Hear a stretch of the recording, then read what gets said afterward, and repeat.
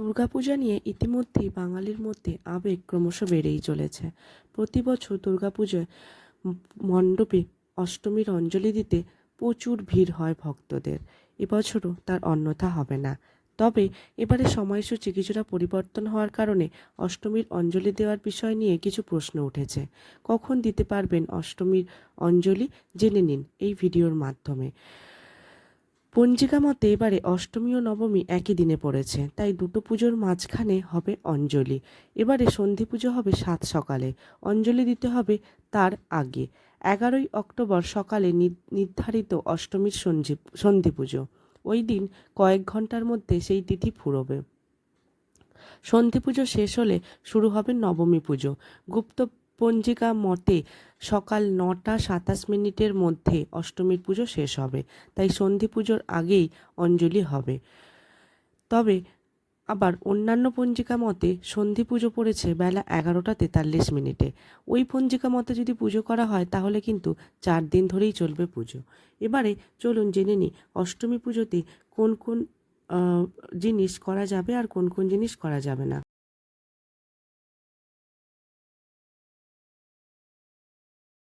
অষ্টমী পুজো চলাকালীন মায়ের বিশেষ কৃপা লাভ করার জন্য আপনার রাশি অনুযায়ী, আপনার সামর্থ্য অনুযায়ী কিছু কিছু দান করুন। তাহলে আপনার ব্রত পুজোর পূর্ণ লাভ কিন্তু আপনি পেতে পারেন। রাশি অনুযায়ী প্রথমেই আমরা বলবো মেষ আর বৃশ্চিক রাশি। মেষ আর বৃশ্চিক রাশির লোকেরা অষ্টমীর দিন গুড় আর চানা মানে ছোলা যেটাকে বলা হয় সেই ছোলার ভোগ দিন মাকে। আর যারা কোন মেয়ে ছোট বাচ্চা মেয়েদের মা আছেন তারা লাল যে চেলি কাপড় হয় না সেই চেলি কাপড় মাকে দান করুন।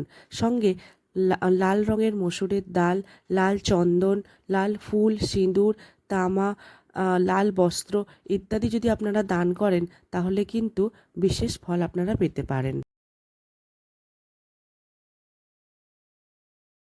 এরপরে আসি বৃষ আর তুলা রাশি। বৃষ আর তুলা রাশির লোকেরা অষ্টমীর দিন মিশ্রি আর সাদা রঙের কোনো মিষ্টি দিয়ে মাকে ভোগ লাগান। আর বাচ্চা মেয়েদেরকে সাদা রঙের রুমাল দান করতে পারেন। সঙ্গে সাদা রঙের কোনো বস্ত্র অথবা কর্পূর, তারপরে খুব সুন্দর গন্ধযুক্ত যে ধূপ হয় না সেই ধূপ, চিনি, দুধ বা রূপোর কোনো জিনিস এই দিনকে যদি আপনারা দান করেন তাহলে কিন্তু বিশেষ লাভ এটা মানা যায়।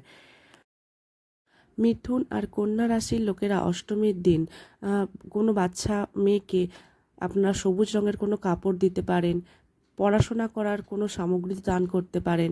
সঙ্গে সঙ্গে মা যদি কাউকে আপনি দান করার জন্য না পান, মন্দিরে গিয়ে মায়ের উদ্দেশ্যে সবুজ রঙের শাকসবজি, সবুজ ফল, সবুজ রঙের বস্ত্র বা কোনো কাঁসার জিনিস এই সব যদি আপনারা দান করেন তাহলে কিন্তু বিশেষ শুভ ফল প্রাপ্ত করবেন আপনারা।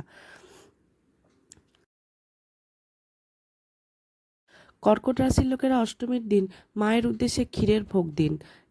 এই দিনকে এই রাশির লোকেরা যদি কোনো বাচ্চা মেয়েকে কোনো রূপোর সামগ্রী দান করেন, তাছাড়াও মায়ের উদ্দেশ্যে যদি চাল, মিছরি, সফেদ সফেদ মানে সাদা কোনো কাপড় আর শাঁখ, কর্পূর এইসব যদি আপনারা দান করেন তাহলে কিন্তু খুব ভালো ফল পাবেন। এর সাথে যদি আপনারা দুধ, দই, কোনো সাদা রঙের মানে কাপড়, চিনি মানে সাদা রঙের কোনো জিনিস যদি আপনারা দান করেন সেটা আপনাদের জন্য যথেষ্ট শুভ। সিংহ রাশির লোকেরা অষ্টমীর দিন গুড়, লাল রঙের কোনো মিষ্টি দিয়ে মায়ের উদ্দেশ্যে ভোগ দিন।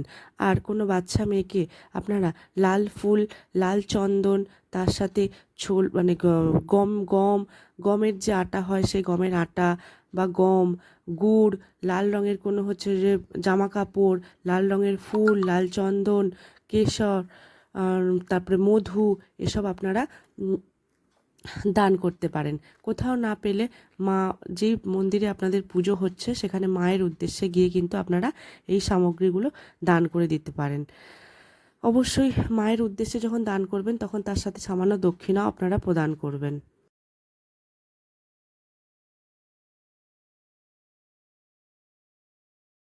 আসি ধনু আর মীন রাশির লোকেরা।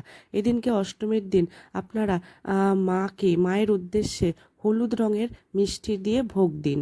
আর কোনো বাচ্চা মেয়েকে পড়াশোনার কোনো সামগ্রী দিতে পারেন, তার যেমন কোনো বই, কেমন পেন, এসব দিতে পারেন। হলুদ রঙের কোনো বস্ত্র দান করতে পারেন। তার সাথে যে কাঁচা হলুদ পাওয়া যায়, সেই কাঁচা হলুদ, হলুদ রঙের আনাজ, কলা, এই সমস্ত কিন্তু মায়ের উদ্দেশ্যে আপনারা দান করতে পারেন। সঙ্গে সঙ্গে হলুদ রঙের ফুল, মধু, এইসবও দান করা কিন্তু অত্যন্ত শুভ। মকর আর কুম্ভ রাশির লোকেরা কি করবেন? মকর আর কুম্ভ রাশির লোকেরা অষ্টমীর দিন মায়ের উদ্দেশ্যে আপনারা হালুয়া ভোগ নিবেদন করুন, অথবা ছোলার যে চানা পাওয়া যায় সেই চানার ভোগ নিবেদন করুন। আর ছোট বাচ্চা মেয়েদেরকে আপনারা নীল রঙের কাপড়, নীল রঙের কোনো কিছু সুগন্ধি দ্রব্য দান করতে পারেন। তার সাথে কালো তিল, কালো রঙের কোনো বস্ত্র, তারপরে কালো রঙের যে অড়হর ডাল পাওয়া যায় সেই অড়হর ডাল, কালো রঙের কোনো ফুল, কাজল, তারপরে কালো রঙের চামড়ার জুতো, কয়লা, তা এই সমস্ত কিছু আপনারা দান করতে পারেন। কালো সর্ষে, তেল, এই সবগুলো আপনারা দান করতে পারেন। এগুলো আপনাদের দান করা আপনাদের রাশি অনুযায়ী কিন্তু অনেক শুভ। এরপরে আরেকটা উপায়, আমি ছোট্ট উপায় বলবো। আপনারা তো প্রত্যেকেই মন্দিরে যাবেন পুজো দিতে। যদি অষ্টমী সন্ধি পুজো চলাকালীন যখন একেবারে ধূপ ধুনো দিয়ে মায়ের মুখটাকে অন্ধকার করে ঢেকে দেওয়া হয়, যখন মায়ের গলাতে 108টা মালা, মানে পদ্ম ফুলের মালা অর্পণ করা হয়, ঠিক সেই মুহূর্তটাতে যদি সবার অলক্ষ্যে মায়ের পায়ে অর্পণ করা 108টা পদ্ম ফুলের থেকে একটা যে কোনো পদ্ম ফুল আপনারা সবার অলক্ষ্যে নিয়ে নিতে পারেন, তাহলে সেটা অবশ্যই সঙ্গে করে নিয়ে আসুন। আগামী 1 বছর সেই পদ্ম ফুলটা আপনার কাছে রেখে দিন।